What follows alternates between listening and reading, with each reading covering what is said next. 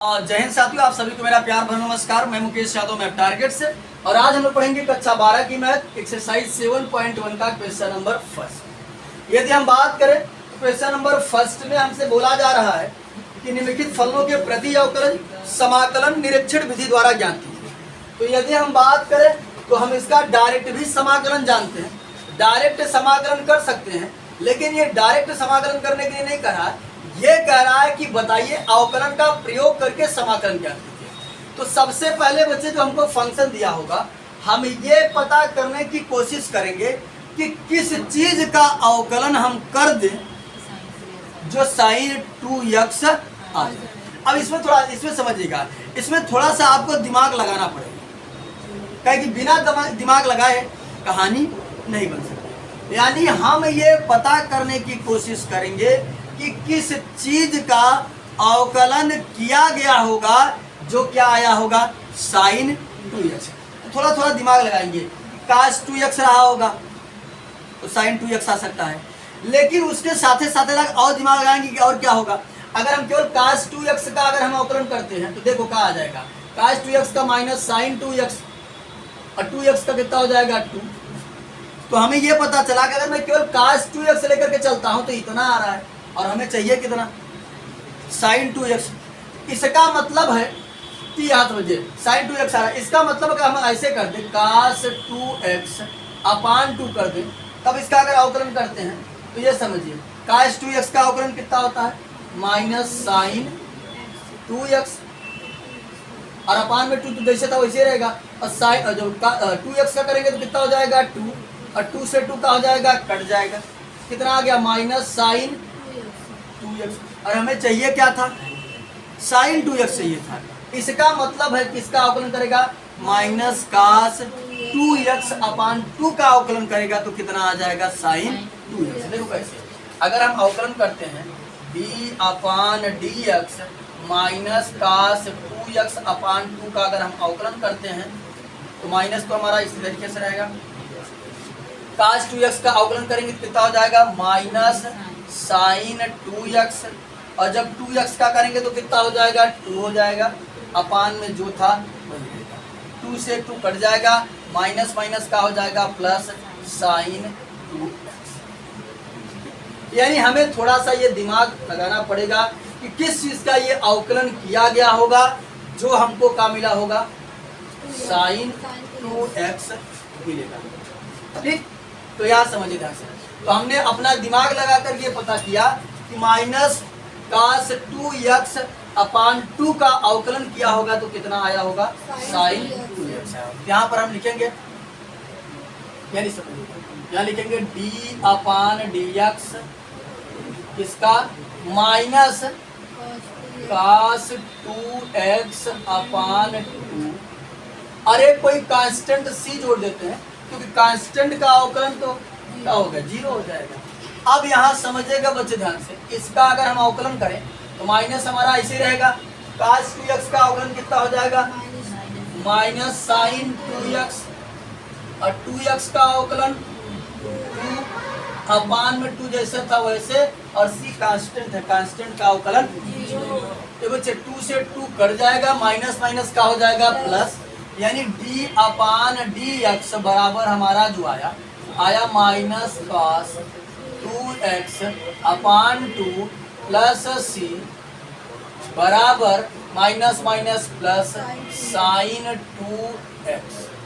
अब बच्चे हमने कल बताया था, इतना करने के बाद हमने बताया था कल कि हम क्या काम करते हैं, दोनों पक्षों का समाकलन करते हैं। जब दोनों पक्षों का समाकलन करते हैं तो अवकलन से समाकलन कट जाता है, एक दूसरे से कैंसिल आउट हो जाते हैं। यहाँ बचेगा हमारा माइनस cos 2x अपान 2 प्लस c बराबर, ये बच्चे समाकलन का साइन होता है ये sin 2x। ये बता देंगे किसके सापेक्ष कर रहे हैं, x के सापेक्ष। यदि हम बात करें तो इसका समाकलन कितना आया माइनस cos 2x अपान 2 प्लस c। ये इसको सीधे से लिख देते हैं, तो sin 2x dx बराबर माइनस cos 2x अपान 2 प्लस, इसका हमें शुरुआत में करके दिखाया था कि इतना ही आएगा, ये हमने बताया था फार्मूले से, जो हमने फार्मूला पढ़ा हुआ है। लेकिन 1 से 4 तक क्वेश्चन जो शायद है, 1 से क्वेश्चन 5 तक जो है, उसका आपको क्या काम करना है कि अवकलन का प्रयोग करके तब समाकलन निकालना है। ठीक, तो जब भी कहेगा तो सबसे पहले हम ये पता करेंगे कि किस चीज का अवकलन किया गया होगा जो हमारा ये आएगा। अगला क्वेश्चन फिर से समझते हैं, जो आपका डाउट वगैरह होगा वो क्लियर हो जाएगा। अगर दूसरे क्वेश्चन की बात करें तो दूसरा कह रहा है cos 3x, cos 3x का अवकलन करना। तो हम फिर से पता करेंगे कि ये किस चीज का अवकलन किए होंगे जो cos 3x आया होगा। तो समझिए ध्यान से, तो ये दिमाग काम किया कि sin 3x रहा होगा। अगर हम sin 3x का अवकलन करते हैं, क्योंकि अगर cos 3x है तो sin 3x तो रावई करेगा, तभी तो अवकलन करेंगे आएगा। तो अगर समझिए sin 3x का अवकलन करेंगे तो हो जाएगा हमारा cos 3x, और 3x का करेंगे तो अपान में कितना आ जाएगा। तो ये पता चला कि हमको चाहिए था cos 3x और आ कितना गया एडवांस में 3। इसका मतलब अगर इसके अपान 3 कर दे, हम इसके अपान 3 कर दे तो अपान में कहा जाएगा 3, और ये 3 से 3 का हो जाएगा। तो हमें ये पता चल गया कि किसका अवकलन किया होगा, sin 3x अपान 3 प्लस एक कांस्टेंट c। देखो अगर नहीं दिमाग काम कर रहा समझो ध्यान, थोड़ा सा भाई एडवांस लेवल का तो सोचना पड़ेगा, कहीं इसमें कोई तरीका नहीं है। देखो समझ थोड़ा ध्यान, जैसे था cos 3x, तो मैं ये सोचूंगा, हमको cos 3x लाना था, क्या लाना था हमको cos 3x। तो मैं ये सोचूंगा कि किसका अवकलन किया होगा जो cos 3x आया होगा। तो पहले समझिए, cos अगर आ रहा है, अवकलन करने के बाद cos आ रहा है, तो मैं ये दिमाग काम किया कि sin का अवकलन करते हैं तभी ना cos आता है। तो पहली बात तो पता चला कि किसका अवकलन करेगा, sin का। अब sin के साथ क्या लेगा, अगर 3x है तो 3x तभी आएगा जब sin के साथ 3x रहेगा। तो हमने देखा कि अगर हम sin 3x का अगर हम अवकलन करते हैं आ जाता है cos 3x, और जब 3x का करते हैं और हमें चाहिए था केवल cos 3x, तो ये एक्स्ट्रा 3 आ रहा है। एक्स्ट्रा 3 को गायब करने के लिए हमें पता चला कि इसके अपान में क्या होगा। अगर इसके अपान में हम 3 कर देते हैं, यहाँ भी अपान में आ जाएगा 3, और 3 से 3 का हो जाएगा, कट जाएगा, आसानी से cos 3x। तो हमें पता चला किसका अवकलन किया होगा, sin 3x अपान 3।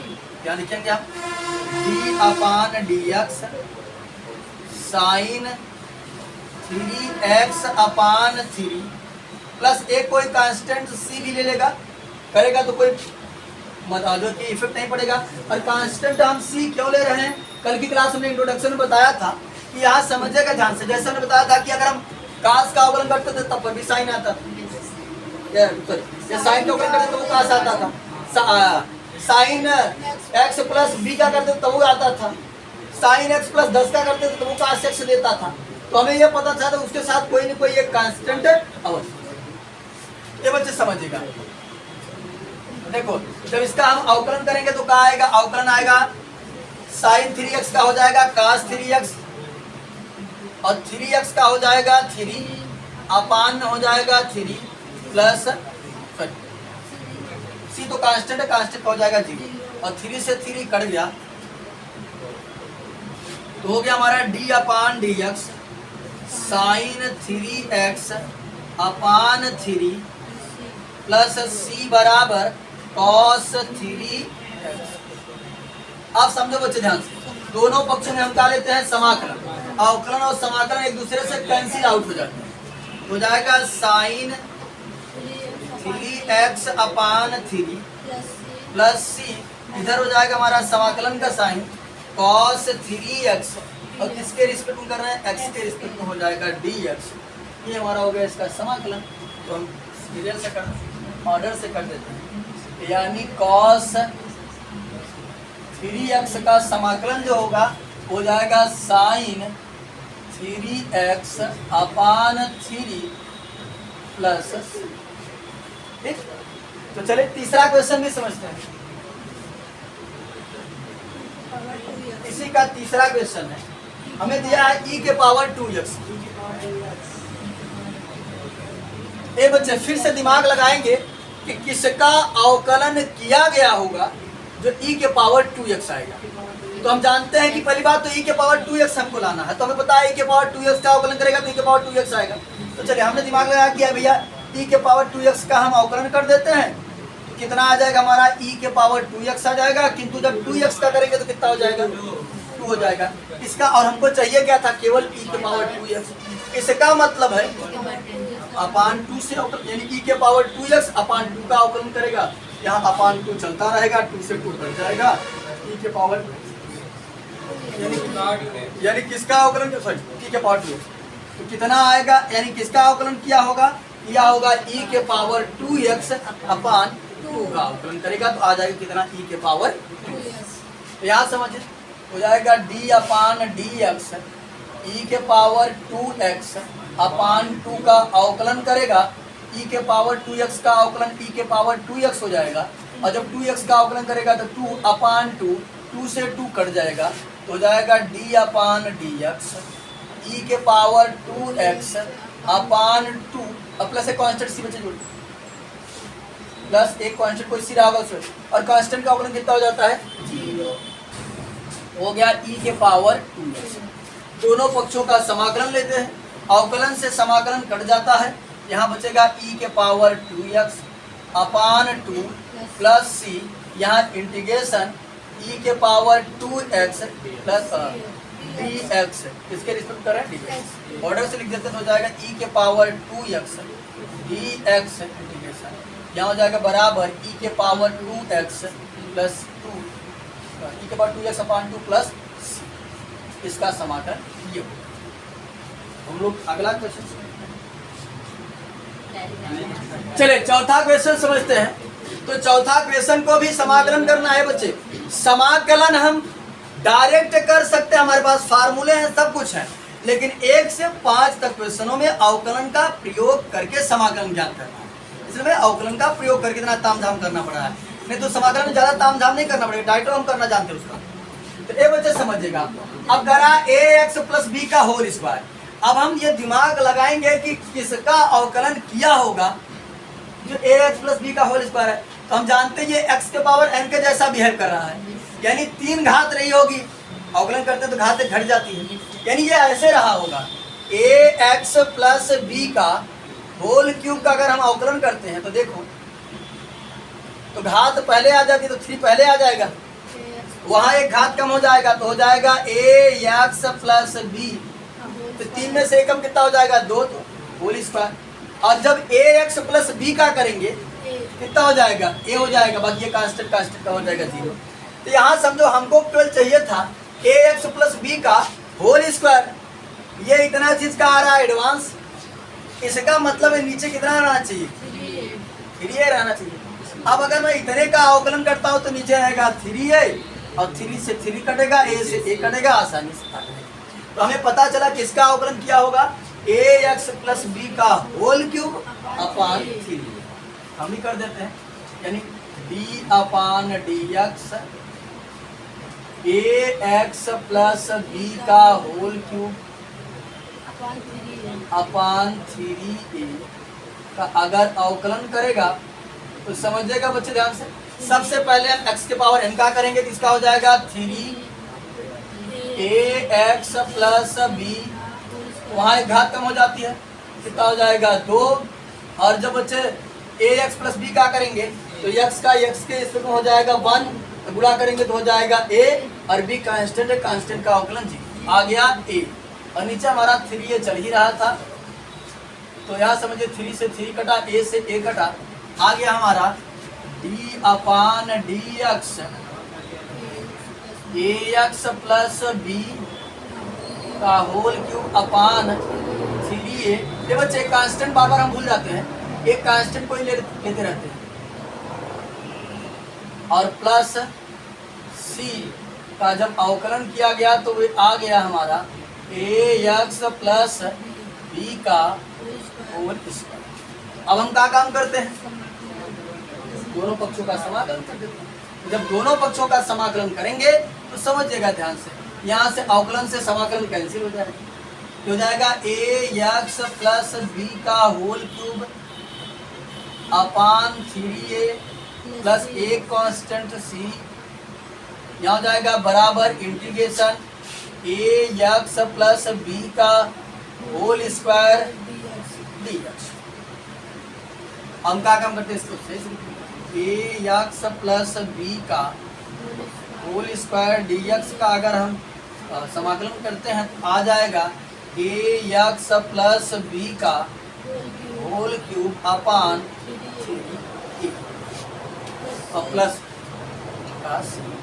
एक कांस्टेंट c जरूर होती है। चलिए अब इसका हम पांचवा क्वेश्चन पढ़ लेते हैं, यानी कि कुल मिलाकर पांचवा पढ़ने के बाद जो है वो इस विधि से जो है हम लोग आसानी से समाप्त कर लेंगे इसे डायरेक्ट, तो हम लोग समाकलन निकालना सीखेंगे। पांचवे में कह रहा है कि साइन 2x माइनस 4e के पावर 3x का समाकलन करना है।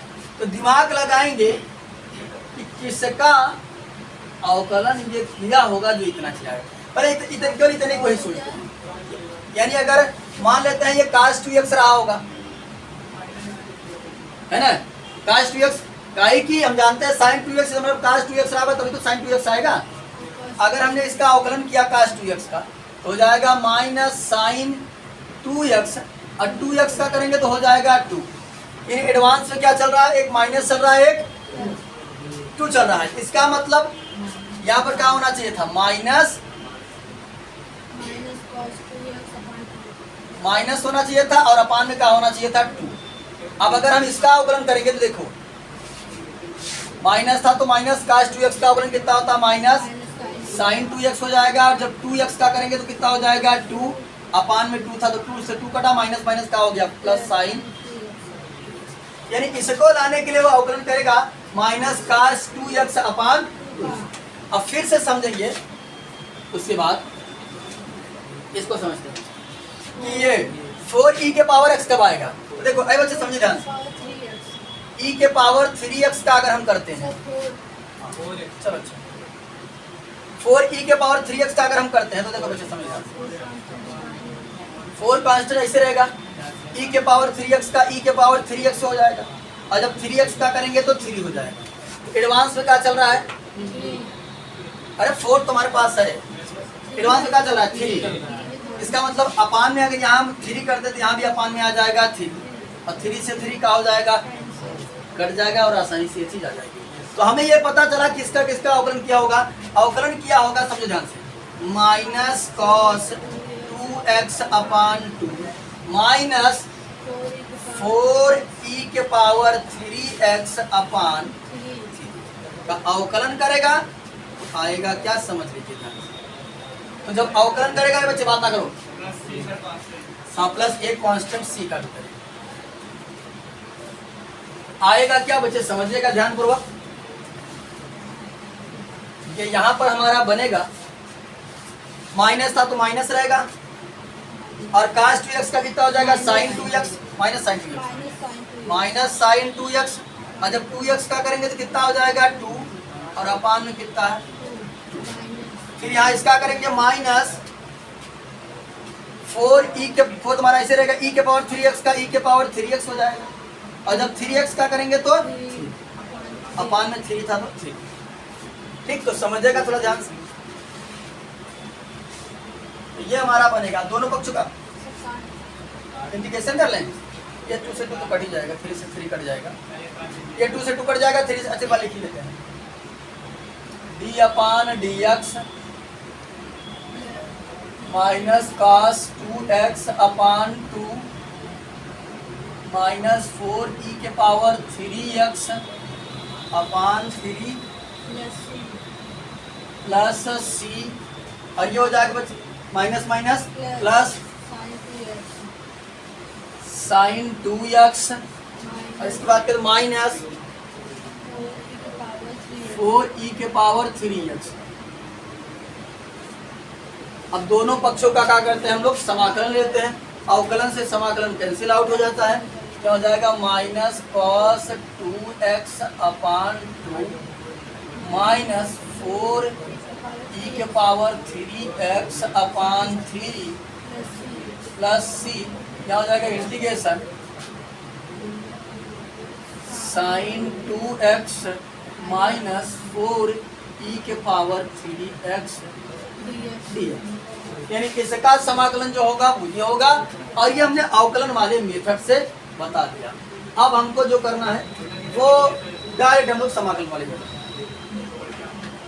चलिए अगर लिखना चाहे तो इसको पहले इसको बाद में इसको पहले लिख देते हैं तो साइन 2x माइनस 4 के पावर 3x dx बराबर माइनस कॉस 2x अपान 2 माइनस 4 अपान 3 के पावर 3x प्लस एक कांस्टेंट c। अब हम लोग डायरेक्ट समाकलन मेथड पढ़ेंगे, ये तो अवकलन का प्रयोग करके हम लोग पढ़ रहे थे। अब हम लोग छठवां क्वेश्चन समझते हैं। ये बच्चे समझिएगा ध्यान से, जब इस तरीके से क्वेश्चन देगा तो अभी हम आपको एकदम स्टार्टिंग में सिखा रहे हैं, इसलिए पूरी बेसिक बातें बताते हैं। जैसे जैसे हम लोग सीखते चले जाएंगे एडवांस लेवल में होते चले जाएंगे। जैसे हम लोगों ने अवकलन सीखा वैसे ही समाकलन, जो अगर हमको देता है एक से अधिक पद रहे, अगर हमारे समाकलन में एक पद दो पद यानी एक से अधिक पद है तो सबसे पहले हम उसे अलग अलग समाकलन में कर देंगे। यानी सबसे पहले उसे क्या करेंगे अलग अलग कर देंगे। तो ये देखो हमने क्या काम किया बच्चे, और इसको हम आई बराबर लेट कर लेते हैं हमेशा आई के साथ। इसके बराबर सॉल्व करेंगे आई के बराबर लेकर, ये हो गया आई बराबर, देखो इसको अलग किया 4 e के पावर 3x प्लस 1, सॉरी अब यहाँ पे dx आएगा 3x फिर प्लस 1। यानी समझो अगर एक से अधिक पद होगा तो सबसे पहले मैं उन दोनों पदों को अलग करके जो है वो क्या काम करूंगा समाकलन। देखो यहाँ से इसको अलग कर दिया हमने, समाकलन दिया, x के सापेक्ष अवकलन हो रहा था, x के सापेक्ष अवकलन प्लस था, प्लस इसको हमने अलग कर दिया, x के सापेक्ष समाकलन हो रहा था, x के सापेक्ष समाकलन। इतनी बातें क्लियर, इतनी बातें सबको क्लियर है। यानी सबसे पहले क्या करेंगे हम उसको अलग अलग टर्म में डिवाइड करेंगे। रोहित पाल अलग अलग टर्म में क्या करेंगे बांट देंगे। उसके बाद समझिए जैसे हम अवकलन में कांस्टेंट को बाहर कर लेते थे वैसे ही हम समाकलन में भी कांस्टेंट को बाहर कर लेंगे। ये देखो i बराबर 4 हमारा कांस्टेंट था, हमने बाहर कर लिया, e के पावर 3x, अभी हम एक भी स्टेप मिस नहीं कर रहे हैं, प्लस 1 dx। ठीक, अरे 1 को बाहर करेंगे फिर से 1 बच जाएगा ना, वहां इसे बाहर करने से कोई मतलब थोड़ी नहीं है। तो आप समझिएगा ध्यान से, देखो i बराबर, ये बच्चे यहाँ हमारा 4 था तो 4 हमने कल की क्लास में लिखवाया था कि e के पावर x का समाकलन क्या होता है, e के पावर x से ही समाकलन होता है, हो जाएगा 4 e के पावर 3x हो जाएगा। उसके बाद समझिएगा जैसे वहां हम फलन के फलन का अवकलन करते थे, तो ये बच्चे अब यहाँ हम अगर 3x का समाकलन करते हैं तो जो इसमें गुणांक होगा वो गुणांक नीचे आ जाता है, गुणांक अपान में आ जाता है। गुणांक देखो जैसे हमने e के पावर 3x का किया, अब इसका 3x का जब करेंगे तो 3 नीचे आ जाएगा। 3x में x गुणांक कितना है, 3 ना है। हाँ, अगर कांस्टेंट अगर नहीं आएगा, जैसे ये अगर हम 3x का करेंगे इसमें गुणांक x का कितना है, ये नीचे आ जाएगा। हाँ हाँ, ये साइन 3 थीटा ये कह रहे हो ऐसे, बिल्कुल हाँ, ये समझिएगा। तो हो जाएगा हमारा पहले बनेगा, एक बार बनेगा माइनस कॉस 3 थीटा समाकलन बनेगा और फिर 3 नीचे आ जाएगा। बिल्कुल बिल्कुल, यानी जब हम इसका भी तो समाकलन करेंगे, इसका समाकलन करेंगे, इसका जो गुणांक होगा वो नीचे आ जाएगा। जैसे वहां पर गुणा में जाता था ये, और ये यहाँ पर क्या आएगा, भाग में आएगा। अरे वहां देखो, जैसे अगर हम साइन 3 थीटा का अवकलन करते थे तो हो जाता था कॉस 3 थीटा, और जब 3 थीटा करते तो 3 आता तक नहीं आता था। तो यहाँ पर जो 3 है ये इससे भाग करेंगे, यही ना आएगा। अभी हम अवकलन से समाकलन निकाल रहे थे, ये देखो ये 3 कहाँ से आता है, जब इसको हम भाग करते हैं, ये जानते हैं। जैसे अगर आपने किया e के पावर 2x का अवकलन करते थे आप, ये समझो e के पावर 2x का अवकलन e के पावर 2x होता था, और जब 2x का करते थे कितना आ जाता, 2 आ जाता था। अगर इसी से 2 से भाग करेंगे नीचे आएगा कि नहीं आएगा? तो जो भी गुणांक होगा वो क्या करेगा, अपान में आ जाएगा। बस सुनाई तो समझेगा ध्यान से। तो ये बच्चे जब हम करेंगे यानी कि यहाँ समझेगा 4 हो गया e के पावर x का, e के पावर x हो गया। जब 3x का करेंगे तो अपान में कहा जाएगा 3। और कल की क्लास में हमने बताया था 1 का x के सापेक्ष समाकलन करेंगे कितना हो जाएगा, x हो जाएगा। y के सापेक्ष करते तब y, t के सापेक्ष करते तो t, यानी जिसके सापेक्ष करेंगे वही जाएगा।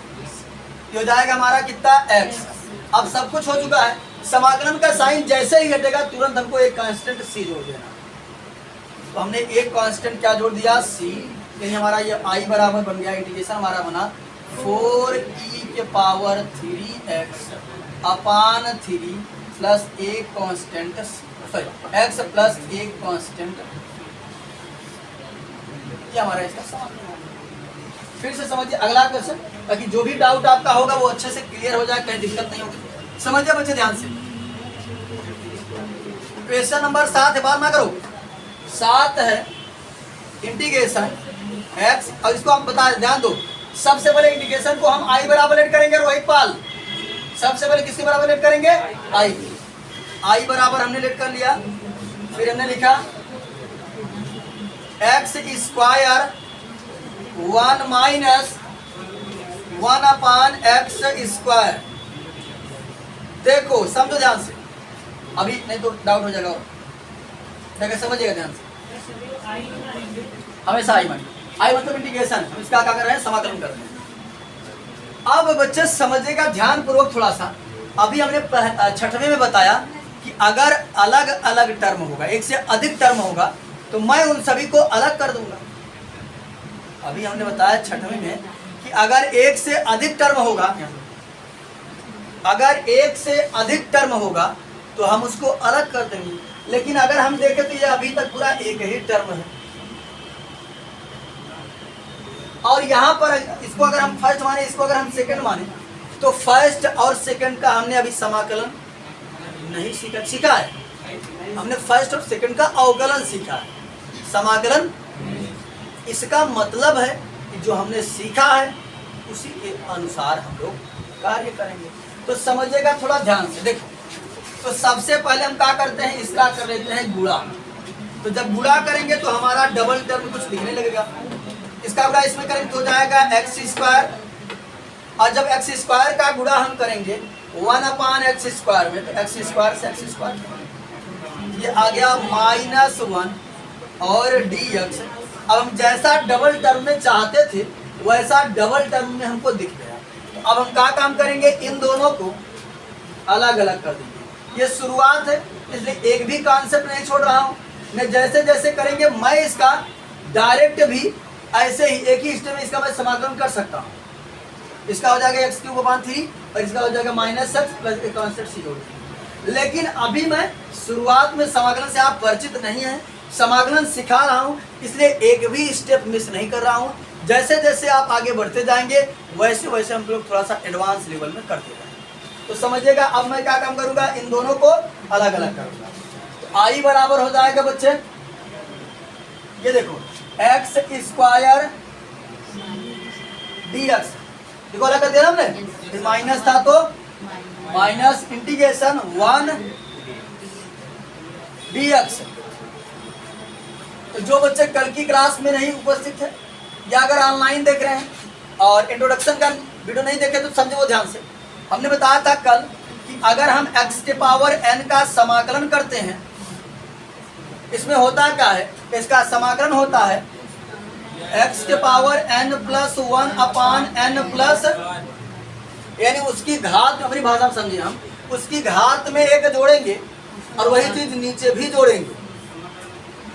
उसके घात में एक जोड़ेंगे और वही चीज नीचे भी जोड़ेंगे। जैसा कल हमने इसका एक एग्जाम्पल भी दिया था, तो समझो ध्यान से कैसे करेंगे। घात कितना है, यानी n हमारा है पावर, n क्या है, क्या है, पावर मतलब घात, ठीक। तो चलिए n मतलब घात है, तो हमने लिखा x के पावर n, n मतलब घात, तो 2, और उस घात में कितना जोड़ेंगे, 2 प्लस, और वही चीज नीचे आ जाएगा 2 प्लस 1। और कल की क्लास में हमने सिखाया था 1 का x के सापेक्ष में क्या बनेगा, x, y के सापेक्ष में y, t के सापेक्ष में t, ये हो जाएगा x। और जैसे ही समाकलन का साइन हटेगा एक कांस्टेंट हम क्या जोड़ेंगे, c जोड़ दिए, ये हमारा बना i बराबर, यानी इसका इंटीग्रेशन हुआ x क्यूब अपान 2 1 3 माइनस x प्लस एक कांस्टेंट। बात है कंफर्म। चलिए एक क्वेश्चन और करते हैं ताकि आपका जो और भी डाउट है उसे और भी आसान शब्दों से मैं क्लियर कर सकूं। तो 3rd नंबर क्वेश्चन समझिएगा मुन्ना ध्यान से। 3rd नंबर देखो, समाकलन में हमने फर्स्ट स्टेप बताया कि सबसे पहले किसके बराबर मानेंगे, i के बराबर। किसके बराबर, i के बराबर लेट करेंगे। i बराबर हमने लेट किया, i बराबर हमको दे रहा है कितना, integration 2x square plus e के पावर x dx, यही दे रहा है।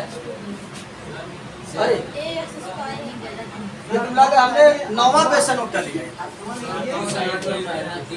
ये तो हमने, और ये 8वां है, ये कौन है 8वां, हमने 9वां क्वेश्चन नोट कर लिया। 8वां क्वेश्चन है ax square plus bx plus, ध्यान से, थोड़ा ध्यान से समझिएगा, किसके सापेक्ष में, चलिए अब समझो ध्यान से क्या हुआ। ये देखो फर्स्टली क्या करेंगे, i के बराबर लेट करेंगे। किसके बराबर, जहाँ i क्या है, इंटीग्रेशन, समाकलन। उसके बाद इसमें देख के बताओ कई टर्म है, अरे कौन कह रहा है 3 टर्म, अरे 3 टर्म सही कर रहे हैं, 1 2 3 टर्म है ना। टर्म हमारा तब अलग होता है जब क्या लगता है, प्लस माइनस की गुणा भाग, प्लस माइनस गुणा भाग लगाकर व्हाइट बोर्ड भर देंगे, एक ही माना जाएगा। तो प्लस माइनस लगता है तो टर्म अलग होता है, कितना 1 2 3। तो हमने आपको बताया था कि जब अगर हमको एक से अधिक टर्म रहेगा तो मैं उन सभी को अलग अलग कर दूं। हालांकि मैं इसका डायरेक्ट भी कर सकता हूं, अलग अलग नहीं करना है, लेकिन आपको शुरुआत में सिखा रहा हूं। जब आप एडवांस लेवल में पहुंच जाएंगे तब डायरेक्ट करेंगे। इसका बता देंगे बच्चे, हो जाएगा इसका ax क्यूब अपान 3, इसका हो जाएगा bx स्क्वायर अपान 2, और इसका हो जाएगा बच्चे cx प्लस एक कांस्टेंट c जोड़, ठीक। लेकिन अभी आप सीख रहे हैं, इसलिए पूरा स्टेप बाय स्टेप एक भी स्टेप हम मिस नहीं करेंगे। तो चलिए इसको हम मुन्ना पहले अलग अलग करेंगे। ये हो जाएगा ax स्क्वायर dx, फिर प्लस था तो प्लस bx dx, फिर प्लस c dx। फिर हमने बताया था कि जैसे हम अवकलन में कांस्टेंट को बाहर कर लेते थे, वैसे यहाँ भी हम कांस्टेंट को बाहर कर लेंगे। केवल वेरिएबल हमारा x के सापेक्ष कर रहे हैं तो x हमारा वेरिएबल का काम करेगा, बाकी जितने चीज होंगे वो कांस्टेंट का काम करेंगे। तो यहाँ समझो i बराबर a को हमने बाहर कर लिया, यहाँ हो गया x स्क्वायर dx, फिर प्लस यहाँ कांस्टेंट b है बाहर कर लिया, हो गया x dx, यहाँ कांस्टेंट c है बाहर कर लिया, तो क्या बचेगा 1 dx।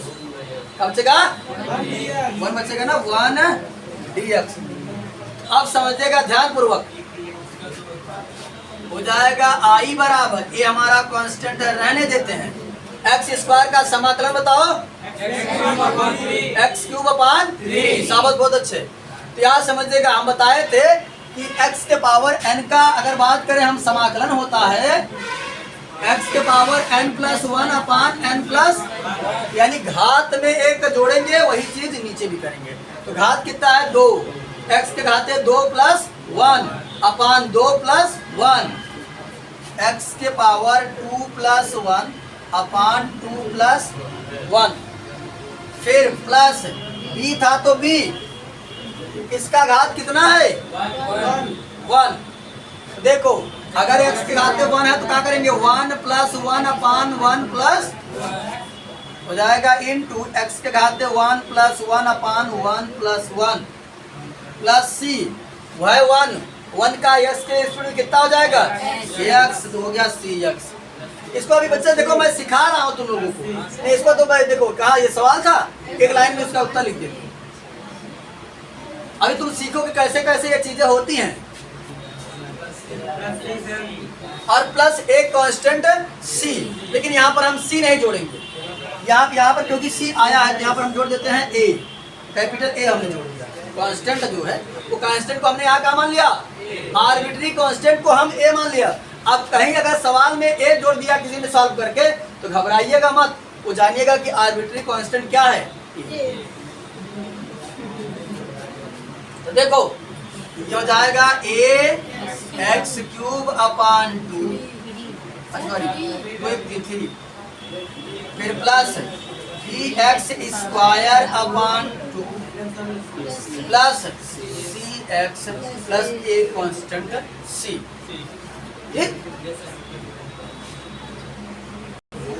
चलिए समझेगा बच्चे ध्यान पूर्वक। अब हम क्वेश्चन नंबर 9 लिखते हैं।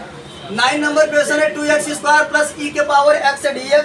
हमने आपको बताया था कि सबसे पहले किसके बराबर मानेंगे, तो हमने मान लिया i बराबर, हाय बच्चे डबल टर्म है तो क्या करेंगे अलग अलग करेंगे। i बराबर हो जाएगा 2x square dx plus integration e के पावर x dx। फिर बच्चे i बराबर बनेगा 2, हमारा कांस्टेंट है बाहर कर लिए, हो गया x square dx plus e के पावर x dx।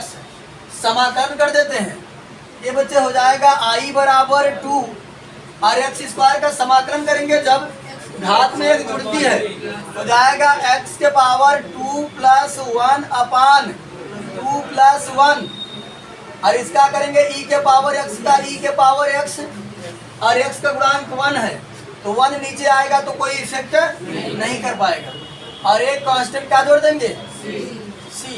ये बच्चे समझो, ये हो जाएगा i बराबर 2 अपान, तो पूरा लिख देते हैं 2x क्यूब अपान 3 प्लस e के पावर x प्लस c। ठीक, तो आज की क्लास में हमने इस एक्सरसाइज का क्वेश्चन नंबर 1 से लेते हुए 9 तक हम लोगों ने कंप्लीट कर लिया है। बाकी जो बचे हुए क्वेश्चन है उसे नेक्स्ट क्लास में कंप्लीट करने का प्रयास करेंगे। इस वीडियो में इतना ही, बाकी मिलते हैं नेक्स्ट वीडियो में, तब तक के लिए जय हिंद।